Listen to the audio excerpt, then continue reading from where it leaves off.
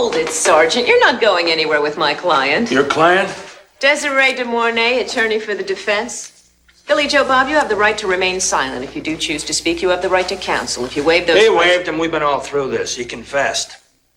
I confessed because it was all an accident. Sit down. Tell me what happened. You can read what happened in the police report.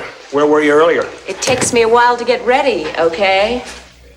Go ahead, Billy Joe. They can wait. Tell me your side of it. Oh, it's the same thing I told everybody.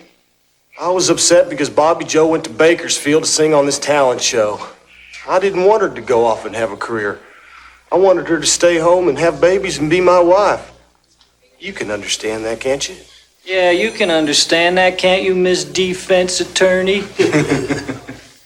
My job is to defend you, Billy, not to understand you. Please go on. When I heard Bobby Joe on the radio, I couldn't take it anymore. I just went crazy for a second. I shot the radio. That's what I was aiming at, not Mrs. Duke. Then how did... Ricochet. It's pretty open and shut. The only thing to determine is the charge. Naturally, the state's going to argue for second degree. Second degree? The man shot with malice aforethought. How can you say that? He didn't shoot with malice or forethought. If he had no forethought, why'd he have a gun? I don't think we'll have too much trouble proving that he shot that radio in anger. I admitted I was angry. Especially if he keeps confessing. I'll shut up. All right, gentlemen, make whatever charges you want to, but I warn you both. I'm planning to take this whole thing to court. Book 'em. Not so fast, Sergeant Cooper. You again. As usual, Miss De Mornay, you're late. I had a little trouble with my car, okay? Well, you're just in time to watch us book your client on first-degree charges of conspiracy to commit murder. But I'm innocent. And I intend to prove that. But first, I want the sergeant here to tell me how you can be charged with first-degree murder when your alleged co-conspirator, Billy Joe Bob, is only charged with second degree. He can't. That's why we're upping Billy Joe's charge to first degree as well. Oh. Well, that ought to make Billy Joe's day. Quiet, quiet. Excuse me, Your Honor, I didn't mean to interrupt. Who are you? She's my wife. In no time we'll be able to afford the best lawyer money can buy.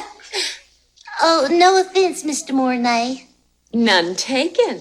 I just had to do it for Billy Joe. Well, I only hope I can hold things together until we can find this best lawyer. This is completely out of order. I agree, Your Honor. I move for a mistrial. With all due respect, counsel, you can't move for mistrial. We haven't begun yet. But I warn all of you, I will not have this trial turned into a carnival. Is that understood? Very well, you may proceed.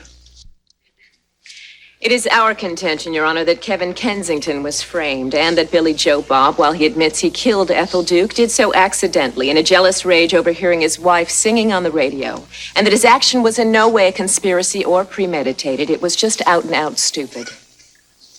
Gosh, I'm sorry, Earl. Don't say that! I object, Your Honor. To his being sorry? No, to his confessing. He wasn't confessing, counselor. In the eyes of the court, he was merely expressing sympathy for the plight of a fellow human being. Well, in that case, I move for a mistrial. On what grounds? I'm very scattered today. Request denied. Does the defense wish to cross-examine the witness? I wouldn't have a clue what to ask.